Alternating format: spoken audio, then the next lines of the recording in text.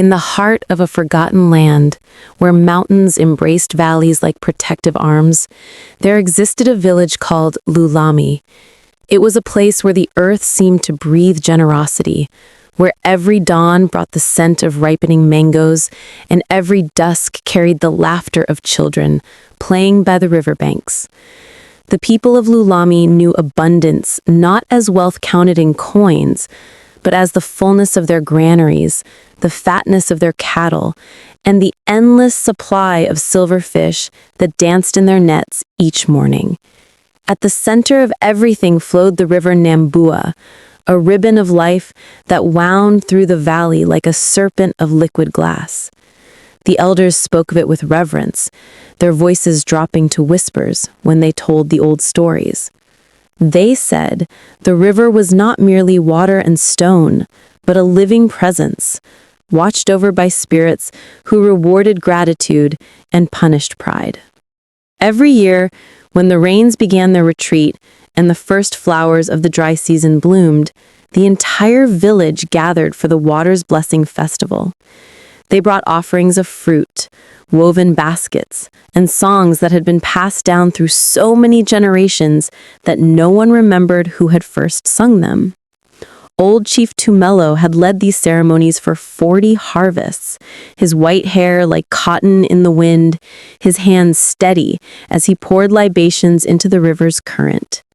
The people loved him, not because he was powerful, but because he never forgot that he was one of them, a servant to tradition, a keeper of the old ways. But time respects no man, and one morning, as the village awoke to the call of hornbills, they found Chief Tumelo cold in his bed, his spirit having slipped away during the night like smoke through fingers. The morning drums beat for 7 days.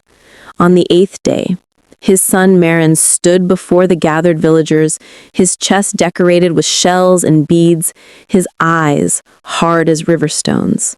He was tall and strong, his voice carrying across the crowd like thunder. "My father was a great man," Merrin began, and the people nodded, wiping tears from their weathered faces. "But he lived in the past, clinging to old ways that no longer serve us. I am young, and I see what he could not. This village will grow strong under my leadership, but only if we stop wasting our time with meaningless rituals." A murmur rippled through the crowd. Elder Kokoma, whose bent back carried the weight of 90 rainy seasons, stepped forward. His voice trembled, but held firm. "Chief Merrin, the festival is not meaningless. It is our covenant with the river, with the spirits who bless us. Your father understood this. His father understood this. We cannot simply—" "Enough!" Merrin's shouts silenced the gathering like a blade cutting through fabric. "I am chief now. The Water's Blessing Festival is canceled. From this year forward, we will hold a celebration to honor your chief, the one who leads you, protects you, makes decisions for your benefit. The river is just water. It flows because of rain, not because of songs and superstitions." Elder Kokoma's eyes filled with tears that had nothing to do with age. "You are making a terrible mistake, my chief. The river remembers. The spirits remember." Merrin waved his hand dismissively. "The spirits will have to adjust to progress. That is my final word." And so, the Water's Blessing Festival, which had been held for longer than anyone could count, was forbidden. The villagers had turned to their homes with heavy hearts. But what could they do? A chief's word was law, and Merrin was not a man who welcomed disagreement. At first, nothing changed. The river still flowed, the fish still leapt into nets, the crops still grew tall and green. Merrin walked through the village with a satisfied smile, pointing to the flourishing fields as proof of his wisdom. "You see," he would say, "nothing terrible has happened.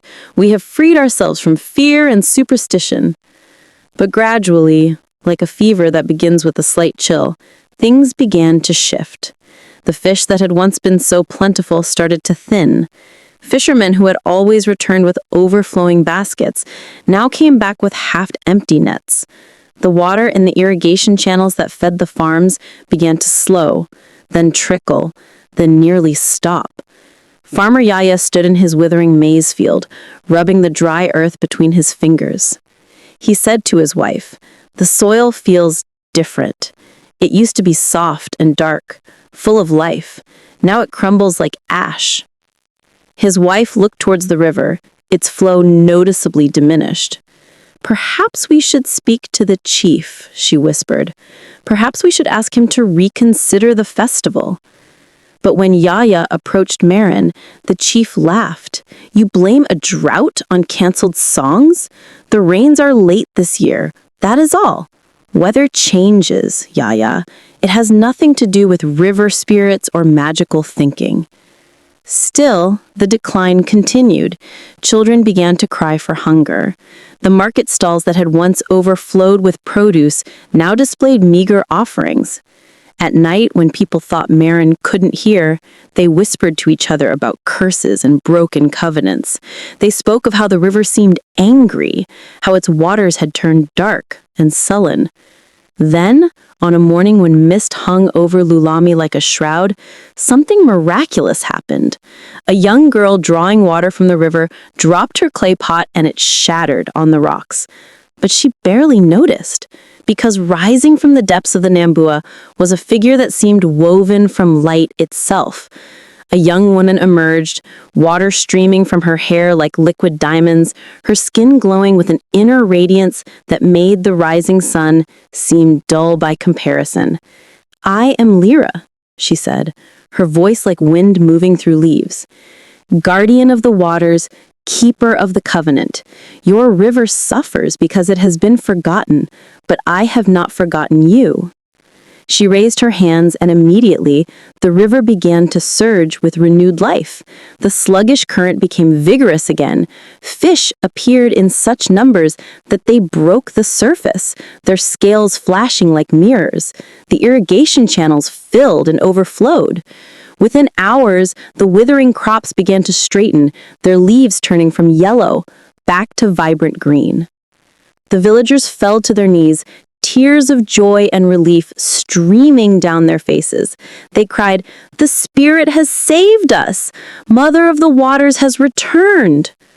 Lira moved through the village like a gentle wind, touching the sick and watching them recover, whispering to struggling plants and watching them bloom. She asked for nothing, expected nothing, simply gave and gave and gave. One evening, she encountered a widow named Sima, whose husband had died the previous harvest season.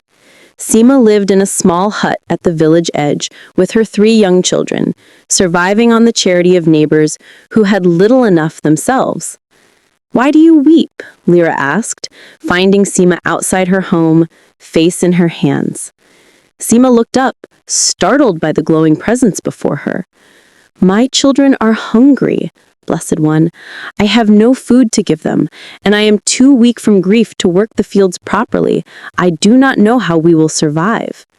Lira reached up and pulled 3 strands of her luminous hair, each one shimmering with an otherworldly light. She placed them in Sima's palm, and instantly they transformed into pure gold, heavy and real, and worth more than Sima had earned in her entire life. "Feed your children," Lira said softly. "But remember, gold cannot replace the work of your hands or the love in your heart. Use this wisely." Word of Sima's fortune spread through Lulami faster than fire through dry grass. Soon people began approaching Lira with requests. Most were genuine needs: medicine for sick parents, tools to replace broken ones, seeds to replant devastated fields. And Lira, in her boundless compassion, helped where she could. But something began to change in the village. Something subtle at first, like rot beginning in fruit that still looks perfect on the outside. There lived in Lulami a man named Javo, known throughout the village as someone who always sought the easiest path. While others woke before dawn to tend their fields, Javo revolved in bed. While others mended their fences and repaired their tools, Javo borrowed from neighbors and rarely returned what he took. He was not evil exactly, but lazy. in a way that had calcified into something darker, a belief that the world owed him comfort without effort. When Javo heard about Lira's golden hair, his eyes lit up with a hunger that had nothing to do with food. He watched from shadows as she moved through the village, noting how she walked alone by the river at dawn, how she trusted so easily, how she seemed to expect goodness from everyone she met. Why should I break my back in the fields when that river woman can make me rich with a few strands of her hair? Seema received 3 pieces. I am smarter than Seema. I deserve more. He approached Lira one morning as she sat by the river, her feet dangling in the current, humming a melody that seemed older than memory.